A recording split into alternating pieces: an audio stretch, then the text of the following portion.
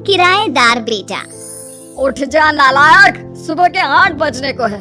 तुझे एग्जाम नहीं देना क्या? थोड़ी देर और सोने दीजिए ना पापा। तू उठता या फिर मैं तेरे ऊपर पानी फेंकूं? रोज गधों की तरह सोता रहता है, पेपर की कोई टेंशन ही नहीं है। और एक हमारा समय था जब हम पेपर में फेल होने के डर से रात भर पढ़ा करते थे, सो ही नहीं पाते थे। तो क्या आप उसका बदला मुझसे लेंगे? मैं 15 मिनट बाद उठ जाऊंगा, आप प्लीज जाइए, मुझे डिस्टर्ब मत कीजिए। इतना कहकर रौनक रजाई ढककर फिर से सो जाता है। तू ऐसा नहीं मानेगा, रुक मैं अभी पानी लेकर आता हूँ। बस फिर क्या था, इतना कहकर वो भागते हुए बाथरूम में जाते हैं और पानी की एक बड़ी सी बाल्टी लाकर रौनक के ऊपर फेंक देते हैं। पानी पड़ते ही रौनक झट से उठ जाता है। ये आपने क्या किया पापा? अब तो उठेगा नहीं तो यही करना पड़ेगा ना।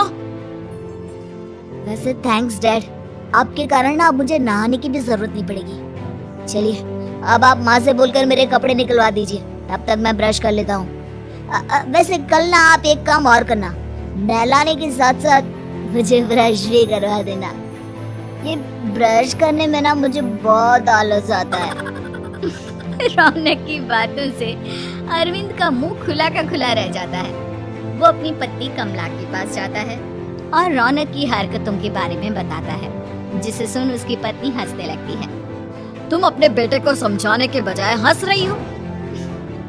रौनक बच्चा है, धीरे धीरे सुधर जाएगा, आप क्यों उसके पीछे पड़े रहते हो?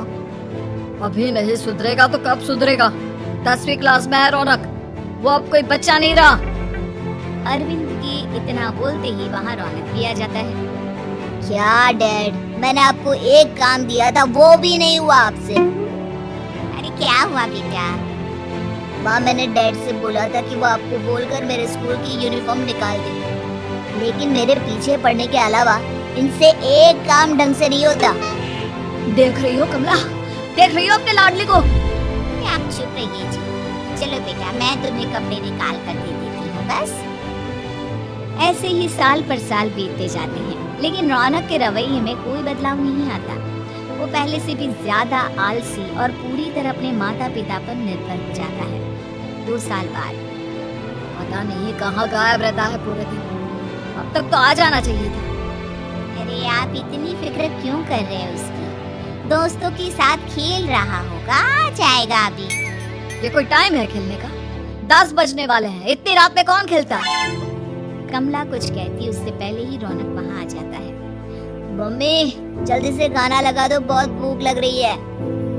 तुम्हें तब तक खाना नहीं मिलेगा जब तक तुम बता नहीं देते कि इतनी रात गए कहाँ से आ रहे हो। ओह प्लीज डैड, अब आप एसी पे प्रद्युमन बनकर मेरे सर पर बंदूक लेकर मत बैठ जाना। अपनी फालतू की बकवास बंद कर और बता कहाँ से आ रहा है। माँ अब समझाइए ना डैड को। बता देना बेटा, इनको भी तसल्ली हो जाएगी। आप बोल रही हैं तो बता देता हूँ। मैं दोस्तों के साथ मूवी देखने गया था, इसलिए देर हो गई। तो इन सब चीजों में मेरे पैसे उड़ाता है? कभी 1 रुपया कमाने के बारे में सोचा है तूने? जब देखो हवा की तरह पैसे उड़ाता रहता है। माँ अब आप इन्हें चुप करा दीजिए, वरना ना मुझे गुस्सा आ जाएगा। अच्छा क्या कर लेगा? बता ना क्या कर लेगा तू? वैसे बात तो ठीक ही है, मैं कर ही क्या सकता हूँ? पैसे तो फिर भी मैं आपसे ही मांगूंगा ना। चलिए अब ये सब बात छोड़िए और मम्मी मेरे लिए खाना लगा दीजिए। अभी लगा देती हूँ बेटा। मैं बता रहा हूँ कमला, एक दिन ये ऐसे ही बिगड़ जाएगा। ओफो, आप क्यों इतना पीछे पड़े रहते हो मेरे बच्चे के? बात की बाद में देखेंगे, अभी आप शांति से उसे खाना खाने देंगे। अगले दिन, डैडी मुझे 10,000 रुपए चाहिए। हाँ? अब इतने पैसे क्यों चाहिए तुझे? डैड आप बिना सवाल किए कभी पैसे नहीं दे सकते क्या? जब तक तू बताएगा नहीं तुझे पैसे भी नहीं मिलेंगे। अरे अब आप अपने बेटे को पैसे भी नहीं दे सकते? नालायक, तेरी उम्र के लोग नौकरी करते हैं और एक तू है जो नौकरी करने का नाम ही नहीं लेता कभी। आप लोगों के होते हुए भला मैं नौकरी क्यों करूं? अरे हम कब तक पैसे देंगे तुझे? तुझे भी तो अपने पैरों पर खड़ा होना होगा ना। सा उधार के पैरों पर खड़ा हूँ अपने ही तो पैरों पर खड़ा हूँ मैं। इसी तरह रौनक दिन प्रतिदिन लापरवाह होता जाता है। उसकी लापरवाही को देखते हुए अरविंद और कमला अपने बेटे की शादी कराने का फैसला लेते हैं और 1 महीने के अंदर अंदर ही रौनक की शादी मेघा नाम की लड़की से करा देते हैं। शादी के कुछ दिन बाद, रौनक, मुझे एक अच्छी सी साड़ी चाहिए, आप ला दोगे ना? हाँ, क्यों नहीं। कितने तक की आती है साड़ी? यही करीब 5,000 तक की। तुम चिंता मत करो, मैं आज ही डैडी से पैसे मांगकर तुम्हारे लिए साड़ी ले आऊंगा। आप कब तक ऐसे ही अपने पापा से पैसे मांगते रहेंगी? कोई अच्छी सी नौकरी क्यों नहीं कर लेते आप? डैड के होते हुए मुझे नौकरी करने की जरूरत ही क्या है? पर आप ऐसे कब तक उनसे पैसे मांगते रहेंगे? कुछ आपको अपने दम पर भी तो करना होगा ना। अब तुम भी बाकी लोगों की तरह मुझे ज्ञान देना शुरू मत कर देना। साड़ी चाहिए ना तुम्हें, मिल जाएगी बस। इतना कहकर रौनक अपने पिता से पैसे मांगने चला जाता है। डैडी, मुझे 5,000 रुपया चाहिए। अब 5,000 क्यों चाहिए तुझे? वो मेघा को साड़ी चाहिए थी। अरविंद आगे बिना कुछ कहे चुपचाप उसे पैसे निकाल कर दे देता है। कुछ दिन बाद, तुम्हें नहीं लगता कमला, रौनक हम पर पहले से भी ज्यादा डिपेंड हो गया है? मुझे तो अब उसके भविष्य की चिंता होने लगी है। कल को हमें कुछ हो गया तो वो क्या करेगा? काश तुमने पहले ये सोच लिया होता तो आज हमारा बेटा इतना लापरवाह नहीं होता। तब मुझे कहाँ पता था कि मेरा लाड प्यार उसे इतना बिगाड़ देगा कि वो इस हद तक लापरवाह बन जाएगा। कोई बात नहीं, अभी भी देर नहीं हुई। मुझे पता है उसे कैसे सुधारा जा सकता है। कैसे?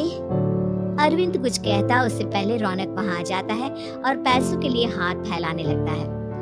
डैड, मैं और मेघा बाहर घूमने जाना चाहते हैं। अरे वाह, ये आज सूरज कहाँ से निकला है? Dad please. अच्छा चलो अब मुद्दे की बात करो। मुझे अब 25,000 चाहिए।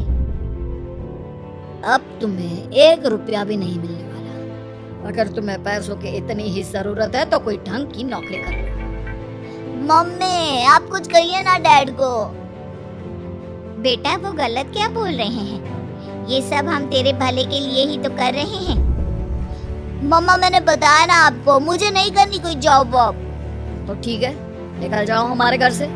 तुम्हारे जैसे लोगों के लिए मैंने ये घर खड़ा नहीं किया है। जितना ये घर आपका है ना, उतना ही मेरा भी है। मैं कहीं नहीं जाने वाला। जाना तो पड़ेगा ही तुझे, क्योंकि अब मैं तेरा कोई भी खर्चा नहीं उठाने वाला। ठीक है, मत उठाइए मेरा खर्चा, मैं अपने दम पर भी जी सकता हूँ। तो बेशर्मों की तरह अब तक यहाँ क्यों खड़ा है? अपना सामान ले और निकल जाए यहाँ से। रौनक पैर पटकते हुए वहाँ से चला जाता है। घर से निकालना जरूरी है क्या उसे?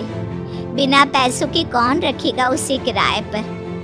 अगर उसका भविष्य सुधारना है तो हमें अपने दिल पर पत्थर रखकर ये कदम उठाना ही होगा। दोनों बात कर रहे होते हैं कि रौनक अपनी पत्नी के साथ एक बड़ा सा बैग लेकर घर से निकल जाता है, लेकिन घर से बाहर उसे कोई भी मुफ्त में अपने घर किराए पर नहीं रखता। अंत में थक हार कर वो फिर से अपने घर चला जाता है। क्या हुआ? थोड़ी देर पहले तो दहाड़ते हुए घर से निकला था, अब क्या हुआ? नहीं रखा ना किसी ने तुझे किराए पर? डैड प्लीज, मैं कुछ दिनों में कोई अच्छी सी नौकरी शुरू कर दूंगा। आप तब तक तो हमें रख लीजिए प्लीज। सुबह से रात हो चुकी है लेकिन कोई हमें रखने को राजी नहीं है। अब आप ही बताइए, इतनी रात को मैं मेघा को लेकर कहाँ जाऊंगा? ठीक है, बहू की वजह से मैं तुझे घर पर रख रहा हूँ, लेकिन तू इस घर में एक बेटे की नहीं बल्कि एक किराएदार की हैसियत से रहेगा। 3 महीने हैं तेरे पास। इन 3 महीनों के अंदर अंदर मुझे तेरी पहली तनख्वाह हाथ में चाहिए, समझ गया? पक्का डैड, इन 3 महीनों के अंदर अंदर तो कोई बढ़िया सी नौकरी ढूंढ ही लूंगा मैं। ऐसे ही धीरे धीरे समय बीतने लगता है और अरविंद के दिए 3 महीनों में से 2 महीने बीत चुके होते हैं।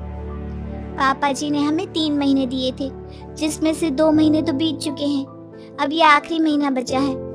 अरे तुम चिंता मत करो, आज मेरा ना 2 जगह इंटरव्यू है, दोनों में से कहीं ना कहीं तो जॉब लग ही जाएगी।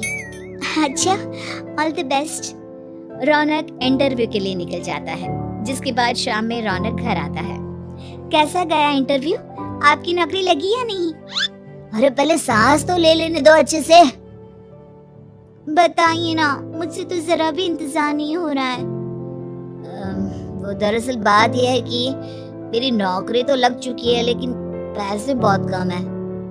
कितने पैसे हैं? 15,000।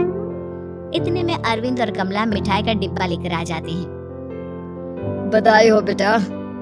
हम जानते थे तेरी जॉब जरूर लगेगी, लेकिन मेरी सैलरी बहुत कम है मम्मा। कम है तो क्या हुआ, धीरे धीरे बढ़ जाएगी। हाँ बेटा, हम तो बस चाहते थे कि तू अपने पैरों पर खड़ा हो जाए। मतलब अब आप मुझे घर से नहीं निकालेंगे? नहीं, ये सब हमने तुझे जिम्मेदार इंसान बनाने के लिए किया था। Thank you mummy papa. अगर आप दोनों ऐसा नहीं करते तो मुझे कभी अपनी जिम्मेदारियों का एहसास तक नहीं होता। आज आपने मुझे सिखा दिया कि इंसान का अपने पैरों पर खड़ा होना भी जरूरी होता है। इतना कहकर रौनक झट से अपने माता पिता के गले लग जाता है और अपनी कमाई की पहली तनख्वाह वो अपने माता पिता के हाथ में सौंपता है। इस तरह रौनक एक गैर जिम्मेदार व्यक्ति से एक जिम्मेदार व्यक्ति बन जाता है। और वीडियो देखने के लिए चैनल को सब्सक्राइब करें।